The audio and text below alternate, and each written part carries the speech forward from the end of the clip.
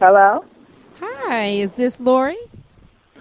Yes, it is. How are Hi, you? how are you, Lori? I got Oh, conversations with Val and Sal. We have Lori on the line. I'm going to go ahead and try to get this show started, and you guys very have a good. wonderful evening. You won't have to see like, know just what it feels like. Come over and dance with me. Oh, babe. Yeah. Won't you come over and dance with me? Come over and dance with me. Come over and dance with me. Oh, baby. I see you over there sitting in the corner. Eyes on me looking like you wanna come and dance with me. Why don't you come and dance with me? My eyes on you. Man, welcome back to Conversations with Val and Sal. We are live in the studio once again. I'm your host, L.A. Jackson. I've got my co-host, Miss... L.J. Johnson, how are you, my friend and baby co-host? girl. We've been missing you. We had to post pictures up around the studio just to keep you around here, girl. Wow, it's so good to be missed and loved. That's just a wonderful feeling. Well, we certainly do. Well, listen, we've got some special guests, as always, in the building today. I've got my good friend from days gone by. I think we're pushing on 10, if not 15 years. I got this guy. I don't even know where to start with him. He, I knew of him like right after the So Deaf days that he was the creative services director there. But his resume is just so elongated. I'm just going to have to let him talk about it. But his name is SIR ROD PATTERSON, and he just presented me with this great book, and it's called The 10 Commandments of the Stage. And when you hear more from him, you will know why, because this guy is all about the stage. He knows a lot of stuff. He's worked with a lot of the artists on So Deaf. So, SIR ROD, welcome, man. Hello. And How meet you LJ. doing? Hey, LJ, how you doing? I am doing well. I just love the fact that we have so many legends on this show. It's just incredible. Again, welcome to you. Thank you. Okay. Well, tell us before we even get to So Deaf, my brother. What brought you into the music game, and what drew you in before So Deaf, and then we'll get into So Deaf because I know you got a lot to say about that. Oh my goodness, we only got an hour, right? I know, so you better talk fast. All right. Well, that actually, I really was against music. My mom, we always played music around the house, and my uncle would bring the guitar over, and it was just part of the house, but I never really paid any attention to it. And just so happened, this was back in 1978. I'm dating myself, but back in 1978, my neighbor, which was my best friend, won some tickets to a Michael Jackson concert. Yeah, the Jackson 5. Yeah. And I did not want to go. His mother asked my mother if I would help him attend the concert with him. Mm-hmm. I didn't want to go. What? I didn't want to go see Did you not hear of them before or what? I heard about him, but I didn't want to go see a little boy. Wow. Spinning or whatever he was doing at the time. Wow. My favorite album at that time was that ABC album, man. I tell you. All I remember from Michael was back then was the cartoon and him and the snake. That was all I knew. Wow. So anyway, long story short, my mom made me go. I had no choice in the matter. But went there. It was jam-packed. Lights go down. Michael hit the stage, and then I realized Michael wasn't a little boy anymore. He was like in his 20s or late teens. Mm-hmm. And my mouth was open from the beginning of the concert to the end. And I always say it was kind of like the Blues Brothers. You ever saw the Blues Brothers where he had that religious experience? He started doing blackfield? Oh, yeah. Well, it was kind of like a life-changing experience. I left there. I didn't know what or how, but I knew I was going to do something with music at that point. And I've been in music ever since I was 14. I was 13 then.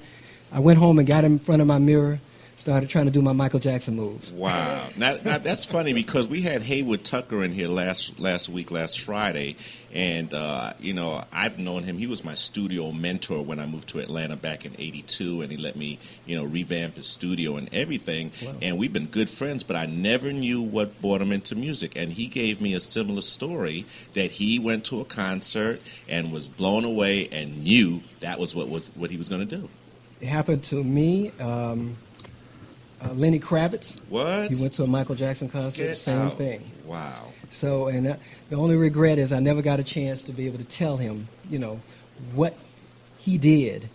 And that goes back to the conversation we were talking about earlier. And by the way, about welcome mentors. Chuck Taylor. We Mr. just Chuck. want to welcome our homeboy back again. Yeah, I was waiting for the introduction. I'm sorry, man. I was moving a little too fast. Don't be like I that. apologize too. My No, bad. that's okay. It's all in fun. But me and Chuck were talking about, I think it was Dr. Dre. Yeah, And Dr. Dre. I said he wasn't a role model. And I said, well, he's a role model. He might be an involuntary role model, but he's a role model. And the same thing with me and Michael Jackson. He basically saved my life because at that point back then, as a teenager, early teen, Michael wasn't drinking, wasn't smoking, so I didn't drink and I didn't smoke. Michael wore his hair a certain way, I wore my hair a certain way. And those things, I really believe music is just whether we want to be influential or not. It just comes with the territory. Okay. So then you started doing your thing and getting more involved with music. And at what point, how did that lead up to you getting with So So Def? Well, I ended up in a million different groups. We didn't sing, but I was a good dancer. That's what I picked up from Michael, and I ended up doing the moonwalk. I saw that video, man. You were Yeah. getting down, and we'll talk about the Right, the I ended up being sounds a of Michael knowledge. Jackson impersonator at some point. With the hair and With the hair and You didn't catch fire, did you? yeah, I used to grab the microphone and at the events. I couldn't sing Michael Jackson, but I could talk Michael. My next song I like to do is going to be one of my favorites. And I would do that, and the girls would go crazy. And and so I made like $5,000 in like 3 months. Wow. On the weekends when I was in high school, going Nice. to different skating rinks, performing Michael Jackson. And $5,000. That must have been a lot of money as a that teenager. was a lot of money back in the Yeah. 80s. Yeah, man. And- Still a lot of money. to be in high school, you know. man. And eventually, once I got out of school, at one point I had to go get a regular job, and I was working at KFC, and I did like 72 hours or something like that, and I just thought I was going to be rich because when I was performing Michael Jackson, I performed one time for a half hour, not even half hour, 15 minutes, something like that, and I got like $750. Wow. So I did this KFC job, and after I think it was 28 hours or something like that. But long story short, I ended up getting like $72. And then I realized that it had to be a better way. I had to Started weighing that balance out, huh? Music or the real world. I'm telling Music you. or the real world. And as the years went on, I tried my hand to try to get in the door, and I had ignored another gift that I had, and that was art. Okay. I've been drawing since I was a little boy. So I guess we don't have to ask who the artist is that's doing Yes, the I did. All my renditions layout in and this design. great book of yours, man. And that's what I was doing for So So Look at Def. that. I ended up being their creative service director, or the art. It's a fancy word for art director. Okay. And I handled all their print media, their website. I worked closely with a lot of the artists, Bow Wow, The Brat, Jagged Edge, even JD. I designed a couple logos. Did you do that afro? Didn't do the Afro Oh, okay, Man. okay. I knew the guy who did do the Afro Man. He got $500 for that. Wow. Okay. That was on the They've sign. Yeah. Sign. That Yeah, the big social billboard. design. Yeah. $500. With the afro pick and everything. I always liked Yep. that thing. I did do their Southside Studio logo, Okay. and I did a couple events logo for them. And they had a couple different locations around Atlanta. I remember there was something up 85 by North Druid Hills or something. I think like that's the studio. Okay, that was the think. studio. Or they might and they have had one on Piedmont, right? What was that? Oh, by Lindbergh. This is where Patchwork, the new Patchwork Studios is now, I believe. Yeah, that's the old office. Okay. And then they got the one on Petrie. Further. Gotcha. Which they moved from the old one on Piedmont Okay. to Peachtree Okay. as the money started to come in. Okay. Wow, man, that's really interesting. So anyway, to tell you, answer the question how I ended up at So Deaf. Mm-hmm. I was born and raised in St. Petersburg, Florida. Okay. I came to Atlanta in 1995 and basically chasing music. And so anyway, in 1995, chasing music, I went to a couple of art conventions, and I would tell people, hey, I'm a sing, I dance. And then they were like, no, move out the way, move out the way. They got 1 million of those. I happened to tell a brother that I had just got out of art school, and he was talking about a T-shirt or something to that effect. And I said, I can do T-shirt, and I can do a business card.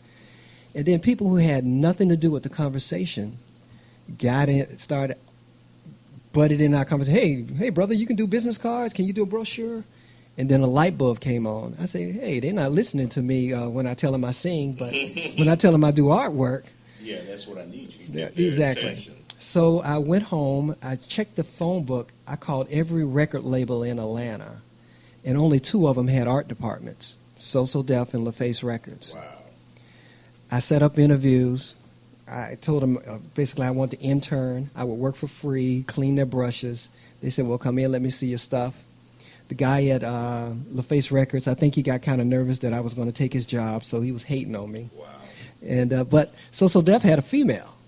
So I went in looking a little dapper. So I think she thought I think she was kind of sweet on me. So she gave me a shot to clean the brushes and to do all her stuff. Did you know Denise Parks over there? She had a job doing, I don't know what her title What was her department? I don't even know. But they interviewed me and her for that position, and she got it. This is at LaFace or So Deaf? Oh, So Deaf, I'm sorry. Yeah. Well, I might know her. Okay. I might know her. I'm not real good with names. Okay. But I was there. If she Okay. was there, I was there. Okay. At least in my little time frame. Yeah, it was around the mid-'90s. So anyway, long story short, that female eventually ended up leaving So Deaf, and I was working another assignment. I was doing freelance work, going to different corporations around Atlanta, and so I had stopped going in after I was there for like 6 or 7 months. It kind of, I didn't think it was going anywhere. But evidently they noticed my work, and when she quit, Jermaine's father had them call every Rod Patterson in the phone book until they found me. And luckily I was listed. Wow. And they brought me in and offered me her job. Wow. And that's how I got in. That's crazy. And I was there for 5 years. Now, Lori, LJ, do you know anything about So Deaf, or did you know anything? Because I know you were doing gospel up in Carolinas there. Well, a little bit, know some about So Deaf, but I did want to ask a question. Yes. About So Deaf and the artists that you had a chance to work with. Okay. Can you tell me a little bit about those folks? I'm sure they were some pretty reputable folks. Oh, yeah. I said earlier, Bow Wow. I worked with The Brat, Jagged Edge. Some of the other ones, JD, of course, I did some things for him. Actually, some artists that you probably wouldn't even think had anything to do with So Deaf, Alicia Keys. Wow. Yeah, Okay. Oh. yeah, because when she first came on the scene, Jermaine's father, So Deaf is more than just a record label. They were a touring company. They were management, sports management, films. Was that all that Michael Malden brought into that Yeah, he fold? brought Okay. a lot of stuff, and so I had to do a lot of artwork for all those things. Oh, man, okay. So anyway, Alicia Keys was one of the ones I did the first little promo packs for her, and they were trying to promote her.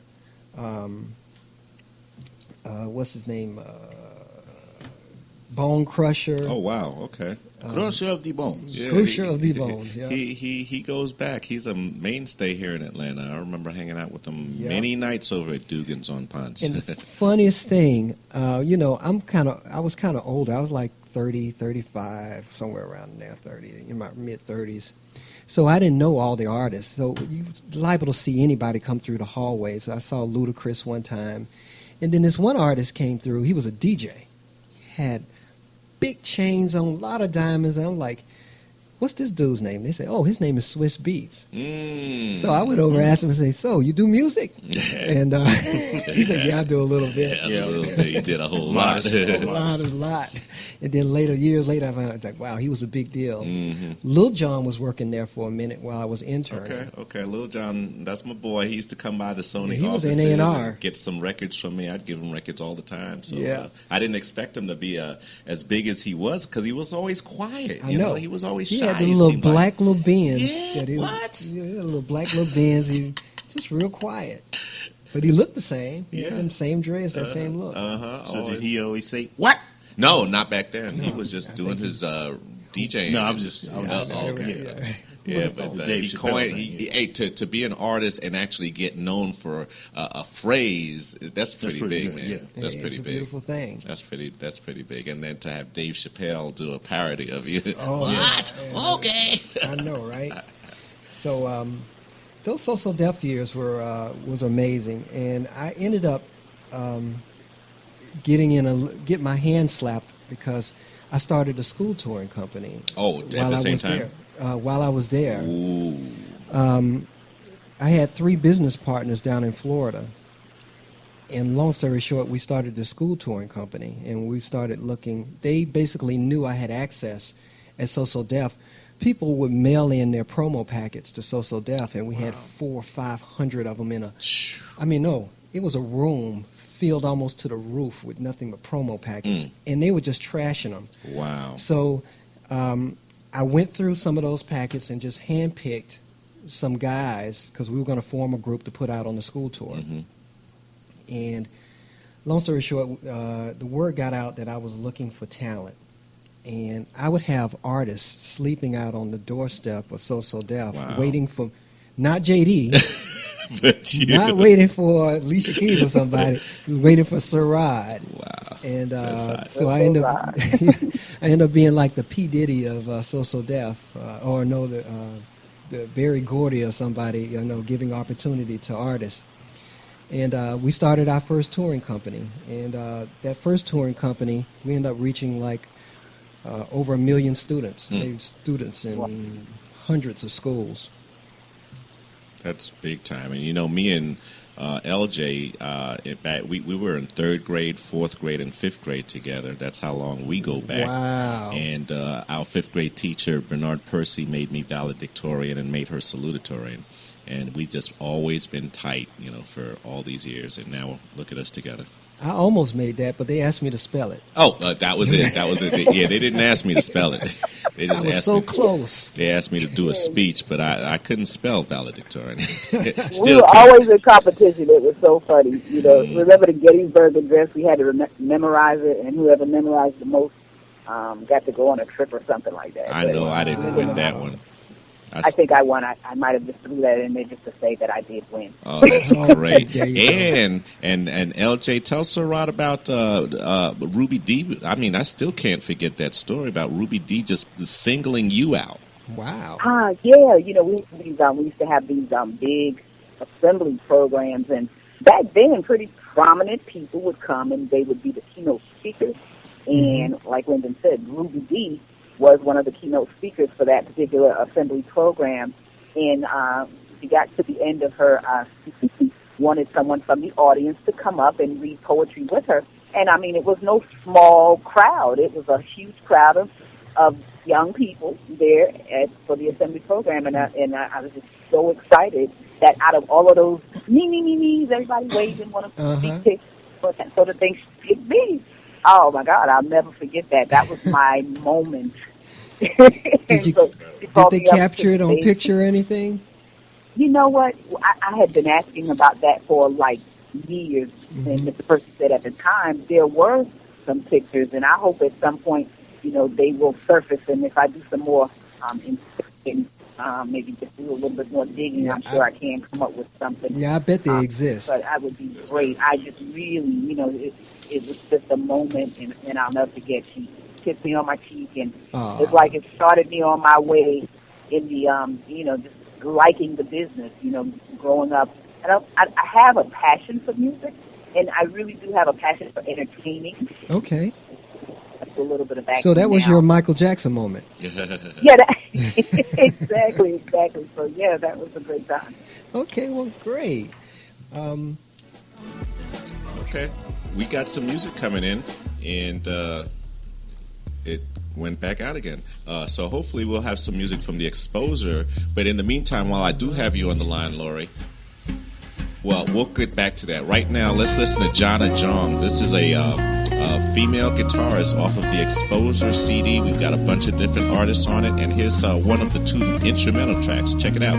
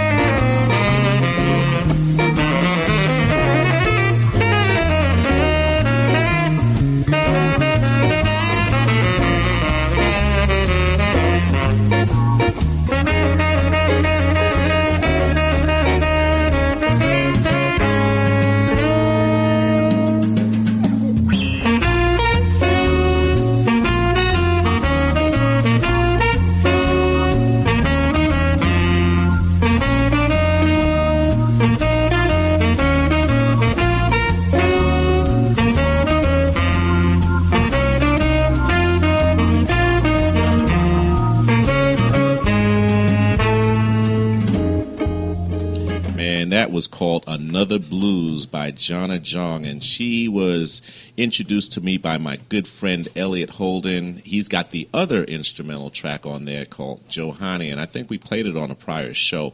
Wonderful tracks. I was kind of ready to go get me a daiquiri and but chill out and watching some turtles and, just sitting on the beach.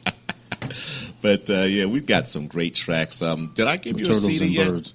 No, not yet. I got to get you a CD of The Exposure, man. I'm waiting for the artwork to come in the actual printed copy, which I did get that out, and any day now we should have that. Thank God for some good friends, and soon we will have that, and I will have the actual full color version for both of you guys. And Chuck, you're a musician. I hope you're on one of our future Exposure CDs. What do? You play keyboards? I heard you say something about horns, too. Yeah, I was a trumpet player for 10 years at one time, but that's a history that has long since been like laid to rest. It's not like riding a bike. You always got it. No, actually, I stopped. I quit playing when digital sampling came out, because digital sampling was like, you can the union scale at the time was $75 an hour. So to hire a sax player and a trumpet player, that's $150. Wow. So you say multiple takes, go back and redos, it can easily get expensive. So you can hire a keyboard player and sample the horns. All of that. But now people really want to hear like the real instruments.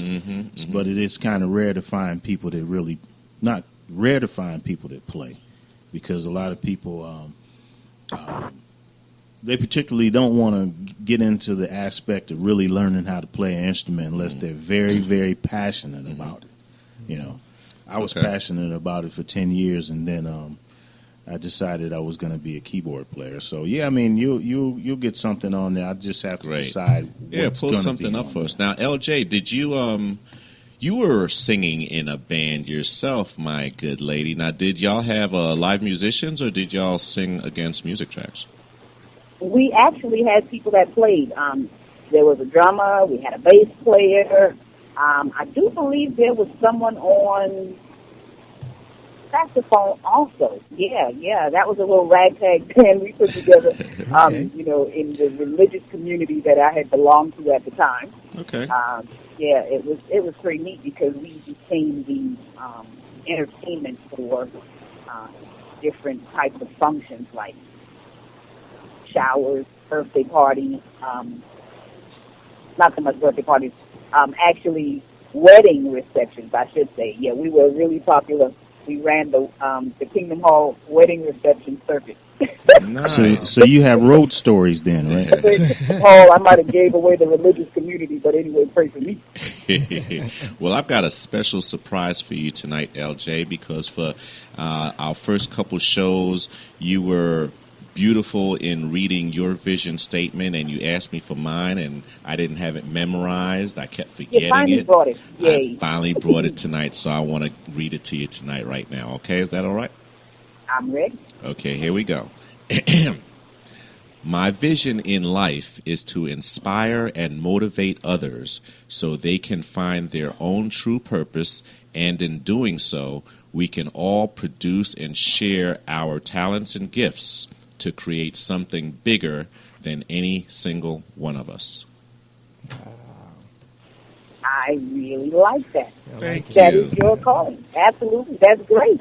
Thank you. That goes into my ultimate title that I've always wanted to drift into somehow, whether you think it fits me or not, but executive producer somehow. And matter of fact, I got a chance. I squeezed it in on the Exposure CD, so when it gets printed, you'll see executive produced by L.A. Jackson on it. But I got a question. Yes, sir. Seems like I recall this project that was done. Let me see, back Artists Against Gun Violence. Weren't you the executive producer on that project? I forgot all about that. That's true. I was, me and my friends, I was one of three cats that put that project together. And you're right, Mr. Chuck. You don't, nothing gets by you, dog. What's up, man? This guy's just like that camera he's holding in his hand. He just keeps a permanent print somewhere in his brain. Yeah, I'm kind of like a facts guru. If it's something I'm really interested in, man. And that was a great project, man. Right after Derwin Brown, and you guys, incidentally, will find that whole story about the Atlanta artists against gun violence in my book, Musicology 2101, a quick start guide to music biz history. I don't know what page it's on, but it's in the beginning chapters, and it just documents how Derwin Brown ran for sheriff of DeKalb County. Yeah. He got killed. He won, and then he got one before he was like a week or so prior to him assuming that office. Yeah, so we made that CD and dedicated it to his mother, and we had all of the artists that were on that album perform at the Mother's Day Million Mile March at Grant Park, and that was just the most incredible thing. Not one artist was left out. Wow. And I also want to bring this back to Sir Rod by saying that Sir Rod was the one that gave me some very, very good information that I had to include in musicology when I was talking about Africa. And Sir Rod told me that the African drummer was the original person that did the first text messages the African drums before were the the cell first text phone. messages. Yeah, because when the slaves came, they took the drums away from the slaves. Yes, sir. That's right. Because if communicating. one was on one plantation and 3 or 4 communicating. miles away it was another one, I would know What they're saying. his drum patterns. Oh, they were talking with each other. Yeah, and they would talk. So it was illegal by penalty of death for you to drum. That's what I would tell kids. Yeah, and a lot of people don't know incredible, that man. because a lot of times we don't take the time to really get into our history. But we have a very, very fascinating history here in the United States, and a lot of that is in Musicology 2101. And it's a great teaching source. Yeah, excellent. And it also helps to tie in with the students. And I just applaud Sir Rod. Let me just do a little clap right now. I have to applaud you because you've been working that Sounds of Knowledge. LJ, I don't know if I told you, but he put together the Sounds of Knowledge, and it goes to, he doesn't hit 1 or 2 schools. He hits a lot of schools, man. Go on and expand on that, Sir Rod. All right, the Sounds of Knowledge is a school touring. I changed that this year. I don't want to say it's just a school touring company. We're a school touring and marketing company. We go into high school, middle schools, and elementary schools, and we use music to get kids' attention. And once we have their attention, we hit them with anti-bullying, anti-drugs, positive messages to the student body. And it's something desperately needed. At one point, we even have, between my touring companies and our messages, we actually stopped some kids from committing suicide. Nice. Very And effective. Yes, you never know who's hurting out there or who's listening. And Wow. like LA said, last year I did like 75 schools. This year I've done 30 schools in February, and I'm scheduled to do probably another 30, 40 before the year is up. And we're planning for 2014. We're doing I'm calling it a 100 school tour. And then we're going to do several of those next year because we're just growing and expanding. And right now we're doing a national talent search, looking for artists to put on these tours. Is that the demo line aspect? It's basically the same thing, same principle. Okay. We closed Demo Line down. Oh, man. No, That's been around so long, man. Yeah, When did but- you do that? Because when I first got the idea of demoline.net, basically it was an online demo tape. People don't even know what a demo tape is now. Wow, yeah. But Really. back in the day, I thought it would be neat instead of artists mailing all those packets to. I mean, we got 400 or 500 a month at So Deaf. I thought it'd be a waste. It was such a waste. What if they could put all that information online and then just email somebody a link and they could check them out and if they were interested? Okay. Well, I was ahead of my time. That was like Yeah. 98, Yeah, that was the 99. late 90s. Right. And Real, that's right. I was so Wow. jealous because this guy was taking advantage of the internet way back then, and I was still trying to grasp the understanding of it. And this guy's making moves on it well, already. I was in the art field, and so I had to work on the computer, so just kind of just gravitated to it. Man. But anyway, I started the Sounds of Knowledge after my first touring company. Remember I said I was part owner of a company in Florida called DSA, and we started with a $20,000 investment. In a year and a half, DSA grossed $1.2 million doing school tours. And, That's cool. Can I do one? yeah, I know. Take me with you. I say part owner because I was the talent coordinator, and I brought the $1 million acts in, but all the money was shipped to Florida. Oh, wow. And it was misread. It was mismanaged and misspent money. And so we brought in 1.2, but they spent 1.5. Oh, wow. When it finally Very folded, black of him. but they were all three. It was my owners were white. What? Yeah, it was. Well, it's mighty white of you. I was the only minority. I stand corrected. I was the only minority. I thought the money was safe.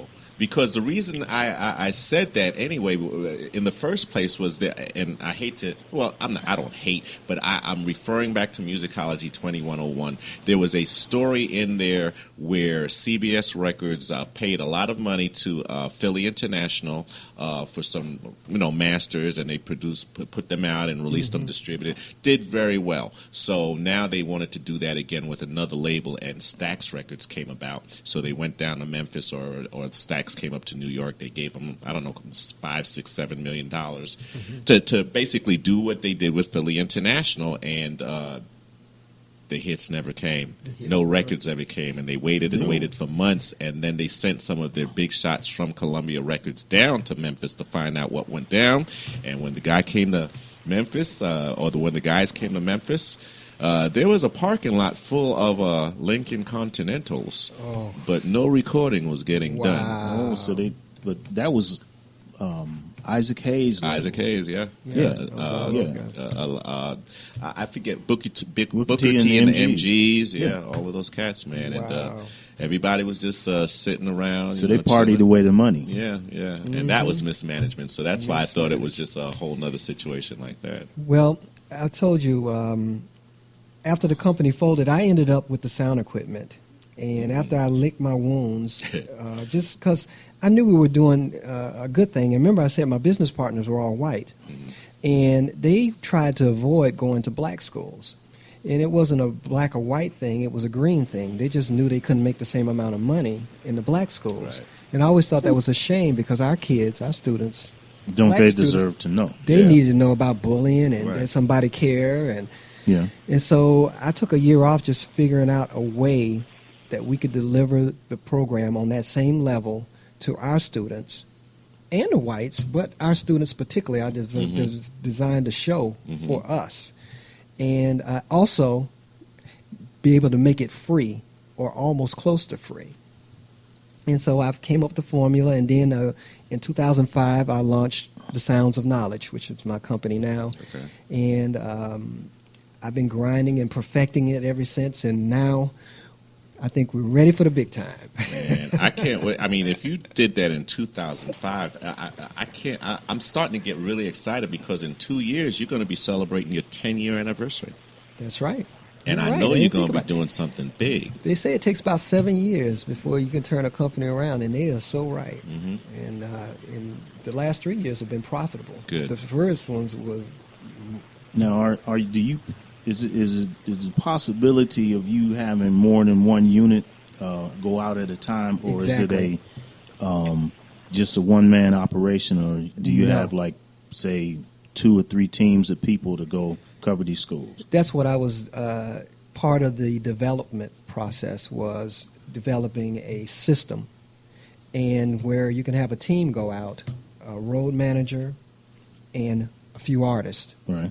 and keeping the overhead down where you can keep, instead of having 10 hotel rooms, you can have 1 or 2 hotels rooms, and it keeps your overhead down. And it was the little logistic things that that made all the difference.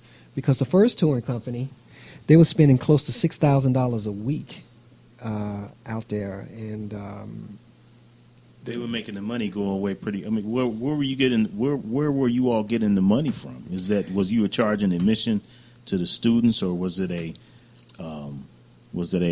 agreement that was made with the school systems that you were going to? I mean, how did that work? It was several different ways to generate income, but the main way DSA was doing it, the first touring company. Right. They would go in and do a free show to the school. It's a teaser show, if you will. Yeah. And they would do a lot of skits and comedy and basically just eat up a lot of time, and then do bits and pieces of song, never a whole song. Right. And then also you have to have like a boy band, some real cute little boys and guys come in there, and little girls scream, Backstreet kind of thing. Instincts. Yeah, exactly. I got it. Well, you go ahead. So that program was free, and then we talked to the kids about bullying or power choice, and but the school only could get that free show if they would basically give us their gym that following night, and then we would invite the kids to a paid concert. $10 in advance, $12 at the door, and they would get 200 or 300 kids back every night, and they were out for 10 months. And that was actually that was very good. Oh, and they were getting it. Sometimes they would get 400 or 500 kids, and we were doing so well we ended up putting 2 back streets out. Then we were having $20,000 weeks. And I need to have one of those. That's amazing. yeah, That would kind of for really a free help me show. out. Yeah, I mean, actually, yeah, that is pretty good. Yeah, and we're positioned to start and do the same thing again, but for our students, and really reach out and not so much focusing on the money. I think the money is just a tool to kind of help us get to just keep getting the message out.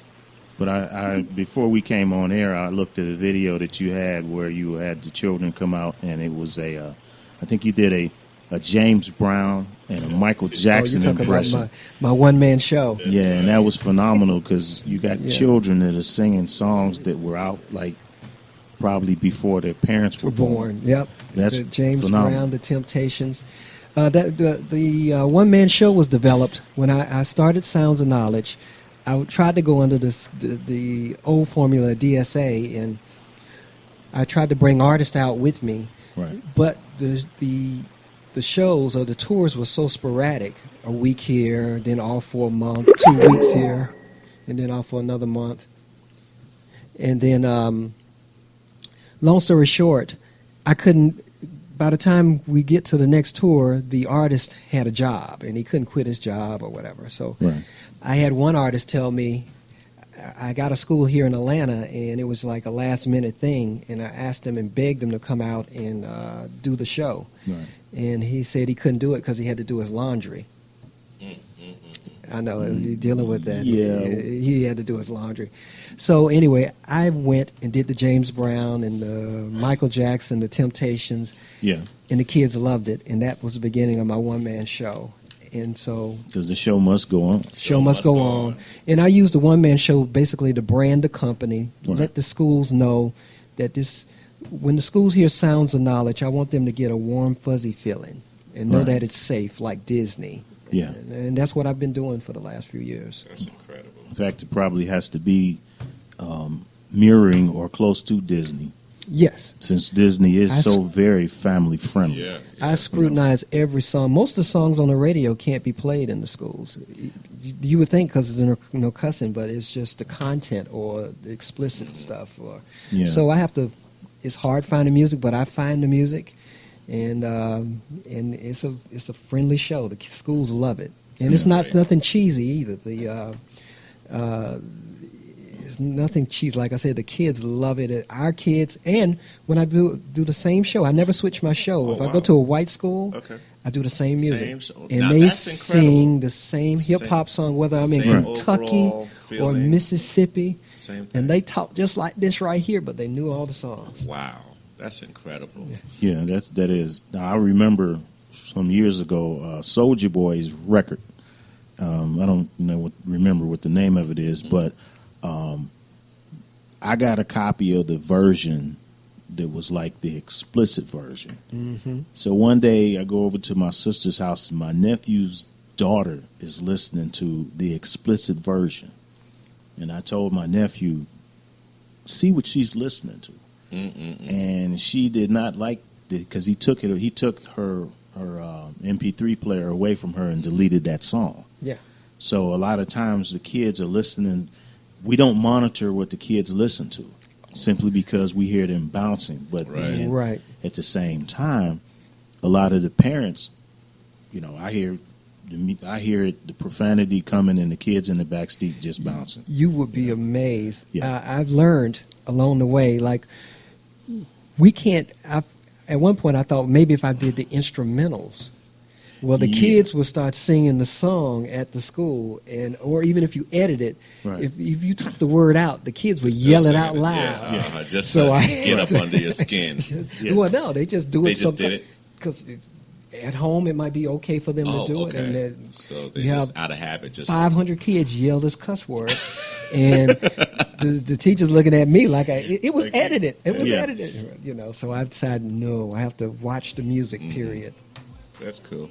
Well, we've got some more music coming up in a minute, And let's see, sounds like it's something off of the Exposure CD again. And it's a great album. This song is a reggae track called Lion Tafari, called Mia Run Tings. And check this one out. Right. Okay. Listen. Yes, I mean run things. Me money target, I mean run things. Yes, I mean money want. Me money target, I mean money want. Yes, I mean run things. Me money target, I mean run things. Yes, I mean money want. Me money target, I mean money want. Watch me clothes and the brand, watch me wear, and the style that me got and the shits that me steer. Money is a very good thing, but me not about the money and material things. Money by the house that me a live, so me have to make the money and live the life that it a bring. I use me a style, right? The things that me got just me bought it, yes. Yes, I me run things, me money target and me run things, yes. Yes, I me money want, me money target and me money want, yes. Yes, I me run things, me money target and me run things, yes, I me money want, me money target and me money want, this is the style that me got, money I fi spend and clothes I fi buy, alright, this is me house and me truck, the size of me truck, money I spend for that, okay, this is the money I spend, money I bring me, money I pay, remember not to borrow free money, cause money makes a boy go run ton funny, okay, yes I me run things, me money target and me run things, yes I me money want, me money target and me money want, yes I me run things, me money target and me run things, yes I me money want, me money target and me money want, watch me clothes and the brand, watch me wear, and the style that me got and the shits that me steer. Money is a very good thing, but me not about the money and material things. Money by the house that me a live, so me have to make the money live the life that it a bring. I use me a style, right? The things that me got just me bought it, yes. Yes, I me run things, me money target and me run things, yes. Yes, I me money want, me money target and me money want, yes. Yes, I me run things, me money target and me run things, yes. I me money want, me money target and me money want, yes I me run things, me money target and me run things, yes I me money want, me money target and me money want, yes I me run things, me money target and me run things, yes I me money want, me money target and me money want, yes I me run things, me money target and me run things, yes I me money want, me money target and me money want, yes I me run things, me money target and me run things, Yeah, Lion Tafari, Mia Run Tings, man. Yes, that's my brethren there, so. And he's one of, I think, 4 reggae artists that's on Exposure. My cousin Andrew Bees, who's on tour right now, lead singing with Black Uhuru. And he's out in Europe. But China Nicole, who incidentally will be a guest host this week on Conversations with Val and Sal. And by the way, our subgroup name is the Hall of Fame, when we got special people like SIR ROD on board and, you know, China Nicole. And speaking of Hall of Fames, we'll also have later on this week Full Force. You know, I grew up with those guys back in Brooklyn. So the plan is to have Bow-Legged Lou over here in the studio. And you guys should remember, Flesh. You guys should remember Full Force from House Party and all their gonna kick your and they were the bullies in House Party. Bow-Legged Lou Thursday. We'll have Paul Anthony Friday by phone. What's up, Chuck? They were also in Crush Groove. Oh yeah, that's right. Sure were. Bullies in Crush Groove. Crush Groove. That's right. With the Jerry Curl dripping bullies. Yep. Jerry Curl Juice Jr. And I can say that because I had a Jerry Curl for 10 years myself. Yeah, I had one. I was one of the first ones in St. Petersburg, Florida. And I think they got a museum or something. Wow. That's Jerry Curl Museum, man. You got to have boots to get up in there, man. And also this week, we'll also have Fitzroy Francis, the powerhouse magnate behind Mighty Full 13 Records, and I met him, and my cousin Andrew Bees is signed to his label, as well as China Nicole, and they each have songs on the Exposure CD. Also, we have a couple of my other AV buddies, that AV meaning audio-visual, and I love to bring my audio-visual buddies on. Sometimes I think they're retired musicians, and we pull them from the musician's boneyard or something like that. Yeah, But, I think that we are. I mean, yeah, I'm one, you're one, but my friend Marlon Character, great guy. We had a conversation last week, and he told me the very first day he started in the audiovisual business, he was working with me. Wow. And he told me I was the one that taught him how to wrap cable, and I don't even remember that. He was totally green. Yeah, totally green, and Yeah. I was the first cat that was out there with, I can't even remember that. But I'll believe him if he says so. And my other buddy, other audiovisual buddy, Ray Virgin, he's a audiovisual guy, camera guy, filmmaker, film director. He's a great guy. I'm looking forward to everybody being here. And we're also looking to have Johan Trotter, who's an MC, who incidentally has a track on the Exposure CD too, as Exposure 3 CD as well. So we're going to have a great week. And again, Bridge the Gap will be here. The people from that organization, they're just like you, SIR ROD. They're involved with schools and teaching kids and using music and hip-hop to teach kids. So it's a lot of stuff going on and reaching out to schools and trying to get things going with schools and the children and education and bridging the gap between music and education. Now, how receptive? I know the children are very receptive to the music, but do you elaborate anything to them about, because a lot of them are very perceptive. Do you elaborate to them that it takes a lot of work to make their dreams happen, regardless if it's going to be music or whatever they're going to be into? It has, it does take a lot of work if they're going to be good. Oh yeah, nothing. I think I said in my book, persistence. Yeah. Persistence alone is omnipotent. Mm-hmm. And I speak to the kids about a lot of different things. We talked about the African drum. During Black History Month, we go into, you'll be amazed how little black and white students know about black history. Yeah. Well, I I asked them questions like, how long slavery lasts. I get answers like 10 years, 2 years. Some will be out on the limb and say 50 or 100 years. Wow. Yeah. And when I tell them it was 400 years, they're blown away. Wow. Now, that's something simple. You would think it's in a school book somewhere. They put it out. They No, never it's- put it it's in. Not well.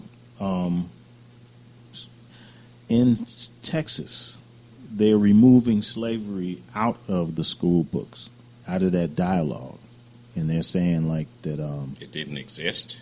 Well, no, they came here to work Involuntarily. involuntarily. So I mean, that's the thing is that. But that could be applied to some McDonald's jobs. Yeah, but the history of slavery is too painful to some, and then you have some that don't want to remember because of fear of the retribution that may or may not happen from the people who were victimized during slavery. Well, But I mean, regardless to whatever the outcome is, history, people have to know their history. So if you take children at, Jewish children, for example, they know about the concentration camps. Oh, yeah. Because it's required. And what was that thing called again? That big extermination of Jews? Oh, the Holocaust. The Holocaust. Holocaust. That's right. Yeah, Yep. but theirs was, 3, 4, 5 years? Ours was in excess of 400, and it's sort of like still going on now. So would you say more black people got killed during that whole process, since it covered a lot more years? And, You're looking at Yeah. a lot of people died coming over here because a lot of them were thrown off the. I saw that in Armistead off the boat. Yeah. And but it was a different mentality. We were more like cattle, or more property. yeah, And I put a new spin on it. I let the white kids know that slavery not only hurt blacks, it also hurt whites. And I would go on and explain to them, I said, give me a famous African American that you look up to, Michael Jordan, Will Smith, Venus Serena, and the white kids give me all these different names. I say, they say Michael Jackson. And I say, okay, those are good names. I say, now remember, I said slavery lasted for 400 years. I said, now just think, how many Michael Jacksons, how many Will Smiths or Oprahs or whoever were born within those 400 years that we'll never know about because of slavery. Never. Now, and I say that's just entertainment and sports and that kind of thing. I said, anybody ever lost anybody to cancer? And they'll raise their hand. I have. I said, think of how many scientists, how many doctors. It might have been somebody that had the cure to cancer. Might have been born within those 400 years that we'll never know about because of slavery. So that's why I say slavery not only hurt blacks, it hurt whites as well. Yeah. And so then I have this gift of being able to break down things for kids to digest. And I hope it stick in their head. And so I'm trying to do my little part. That's good, man, and we applaud you for it, man. I tell you what, if it wasn't for people like you, people like Yamil Little and K.O. Over at Bridge the Gap, and shout out to JB, James Barlow. Oh, James, he's going to be a guest over here soon. He's a good friend of ours, another AV buddy, and he's been in the game since like the 60s or something like that. Yeah, he's one of the ancient ones. Yeah, but he's going around the schools teaching. He pulled me in earlier this year to go to a school. I can't remember the name of the school right now, but they had a career day over there, and we went over. We set up a camera, computer, monitor, mics, and we just showed them how the whole system works. And it was just really.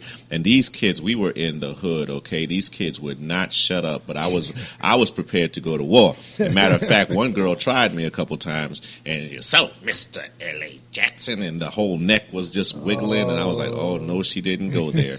But yeah, we had fun, and they actually did quiet down and got interested in listening to what we were saying, and I think maybe 3 or 4 kids even did some performing for me and singing because I told them about our record label, me and Wade Jones with Pete City Records, and I got a song, and I was like, let me hear it, and they got up and they weren't shy about it, man. I was very impressed. Wow. So tell us about these YouTube videos and stuff. You got a lot of videos on YouTube. Oh yeah, I use YouTube to basically attract artists and to basically communicate what I'm doing to schools or producers or whoever want to get involved. And it's been working for years, but I got one that's kind of off subject. Oh, okay.